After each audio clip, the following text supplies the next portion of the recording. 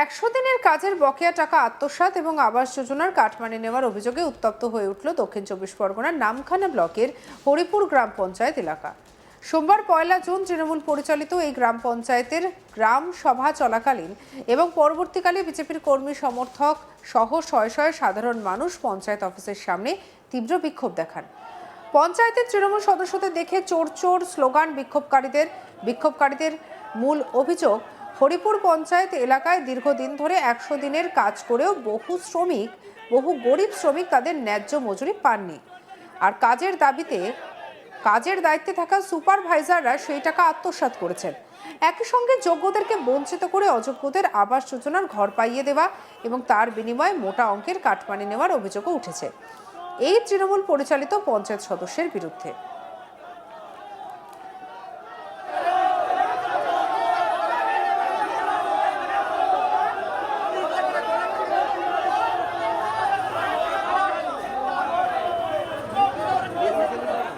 বিক্ষোভকারী গোপাল দাস কি বলছেন শুনবো। আমার অভিযোগ 100 দিনের কাজ করার পরও 30,000-এর কাছাকাছি টাকা আজ পর্যন্ত 1 টাকাও পাইনি। 21 সালে কাজ করেছি, 23 সালে টাকা অন্যান্য শ্রমিকদের টাকা পেমেন্ট হয়েছে, কিন্তু আমাদের অ্যাকাউন্টে কোনো টাকা ঢুকেনি। না ঢোকার কারণে সচিবের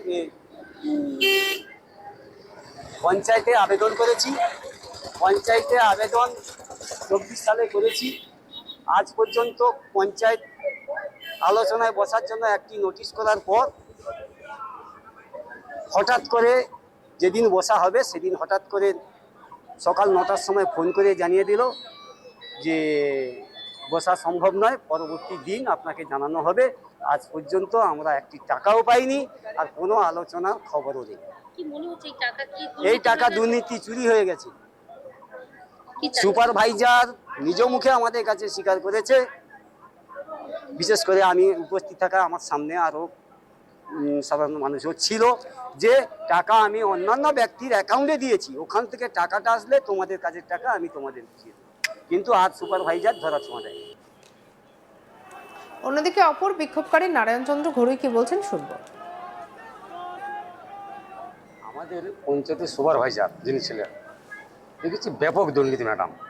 মানে দুর্নীতি বলতে, যখন ভোটের আগে বললো যে পঞ্চায়েত ভোটের আগে যে এনআরজিএস কিছু টাকা আসবে, কিন্তু টাকাগুলো আসছে, যারা কাজ করেছে তাদেরকে টাকা না দিয়ে 2-5 হাজার টাকা করে দিয়েছে, কিন্তু এখন যে জব কার্ডটা দিল সেই জব কার্ডে লক্ষ লক্ষ টাকা, কারো 1,07,000, কারো 50,000, কারো 30,000, কিন্তু তারা টাকা পেয়েছে মাত্র 5,000, 2,000।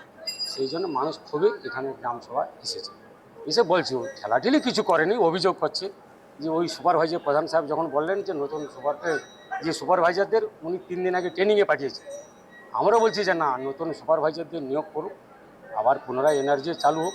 কিন্তু সেই চোরদের আপনি পাঠালেন কেন? আমাদেরকে না ডেকে বা গ্রামে আলোচনা না করে, আপনি কি জানেন?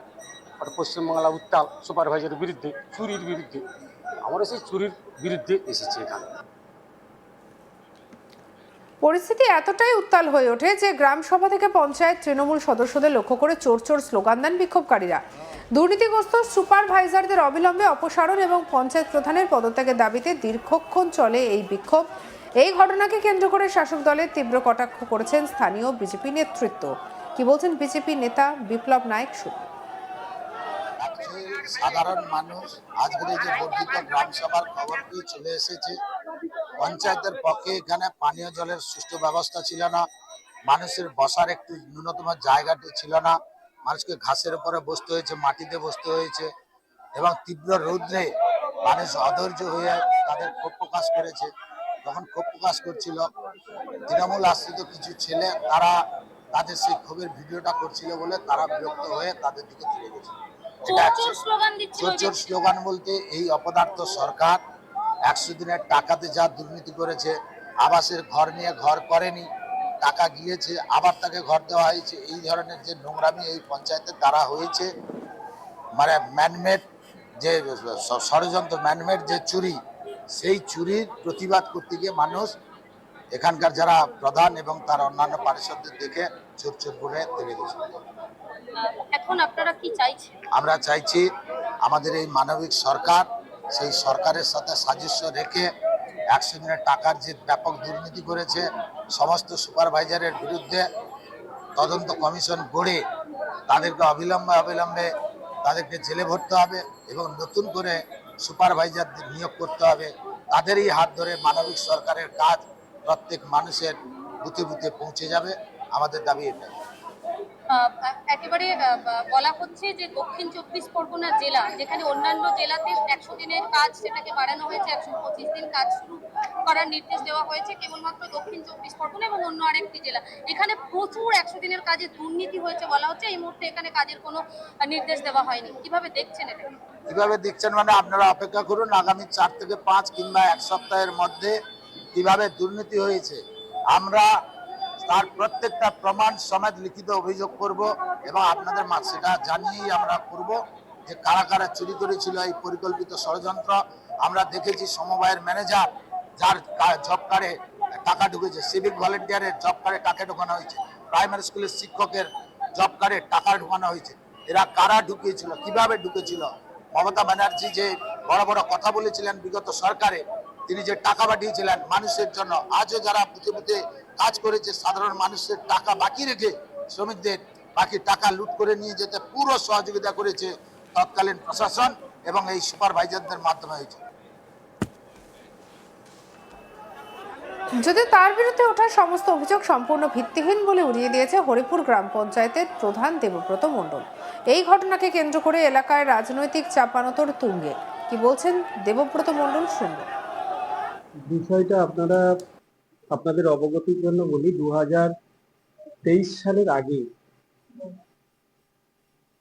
আমি 2023 সালে 9ই আগস্ট শপথ গ্রহণ করেছি। 23 সালের ফেব্রুয়ারি মাসে, সম্ভবত ফেব্রুয়ারির দিকে, MGNREGS এর যে কাজ টোটালি বন্ধ হয়ে যায়। আমি আসার পর থেকে এই অর্থ কমিশনের কোনো রকম কোনো কাজের পরিকল্পনা আমার কাছ থেকে নেওয়া হয়নি, আর কাজের কোনো খতিয়ান তুলে ধরার জন্য আমাকে উপর থেকে কোনো নির্দেশও আসেনি। তো স্বাভাবিক কারণে আমার আসার আগে যে বিগত বোর্ডের যেনারা দায়িত্বে ছিলেন তাদের তত্ত্বাবধানে কাজকর্ম হয়েছে, সেখানে আমি তো আজকের এই প্রশ্নের উত্তর দিতে পারবো না সে দুর্নীতি করেছে। তবে আমি একটা কথা দিয়েছি, সে সুপারভাইজার হোক, সে পরিচালক মণ্ডলীর কেউ হোক, আমি 2013 সাল থেকে MGNREGS এর কাজে যে বা যারা দুর্নীতির সঙ্গে যুক্ত ছিল তাদেরকে উপযুক্ত শিক্ষা দেব এবং তাদের বিরুদ্ধে আইনি পদক্ষেপ নিয়ে তাদের ব্যবস্থা গ্রহণ করব, এটুকু আশ্বস্ত করেছি। সঙ্গে রাখুন আজ তাক বাংলাকে সাবস্ক্রাইব করতে ভুলবেন না।